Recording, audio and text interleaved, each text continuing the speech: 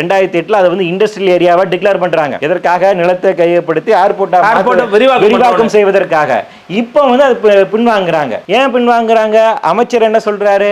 அந்த பகுதியில் வந்து அதிகப்படியான இழப்பீடு கொடுக்க வேண்டியது இருக்கு, அதிகப்படியான குடியிருப்பு இருக்கு, ஏறத்தாழ வந்துட்டு 10,000 கோடி ரூபாய் நாங்க நஷ்டீடு கொடுக்க வேண்டிய, காம்பன்சேஷன் கொடுக்க வேண்டியது இருக்குன்னு அமைச்சர் தென்னரசு அவர்கள் வந்து சொல்றாங்க. வந்துட்டு நீங்க இப்போ பரந்தூருக்காக இங்க இருந்து நீங்க மெட்ரோ ரயில் போடுறீங்க இல்லைங்களா, அதுக்கு மட்டுமே 16,000 கோடி ரூபாய். அப்போ இங்க 10,000 கோடி ரூபாய் தான், இங்க 12,000 கோடி ரூபாய். 12,000 கோடி ரூபாய் நீங்க மெட்ரோ வந்து போடுறதுக்காகவே வந்து பண்ண போறீங்க. இங்கிருந்து புதுசாக நீங்க மெட்ரோ போடணும், இதுக்கு முன்னாடி 12,000 ரூபாய்.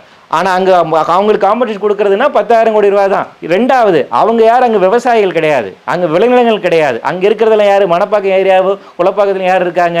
ஐஏஎஸ் அண்ட் ஐபிஎஸ் ஆஃபீஸர்ஸ் இருக்காங்க. இல்லைன்னா வேற இடத்த வீடு வாங்கிட்டு போயிடுவாங்க. அவங்களுக்கு வேற இடத்த வீடு வாங்குற பெரிய கட்சிமா இல்லை காம்பன்சேஷன் அவங்க கம்மியாக கொடுத்துருவீங்களா? இந்த விவசாயிகளுக்கு மாதிரி தான் அவங்களுக்கு ட்ரீட் பண்ணுவீங்களா?